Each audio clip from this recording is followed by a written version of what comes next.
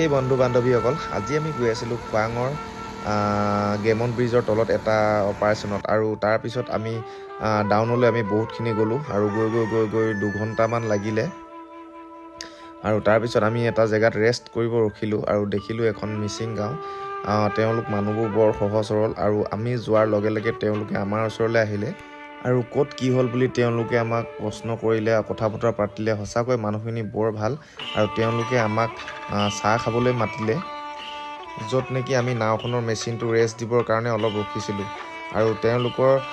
মিচিং ঘৰ মানে প্ৰথমবাৰ উঠি চাইছোঁ দেখিছোঁ ইমান ভাল লাগিছে নহয় তো চাওক আপোনালোকে ভিডিঅ'টো কোনে কোনে দেখিছে কোনে কোনে নাই দেখা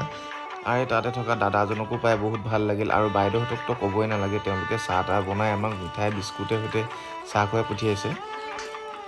আচলতে মানুহ হ'লে এনেকুৱাই হ'ব লাগে চিধা কথা চিধা সহজ সৰল আৰু এইবাৰেই প্ৰথম মই চাংঘৰত উঠিছোঁ মানে চাংঘৰৰ ভিতৰ মানে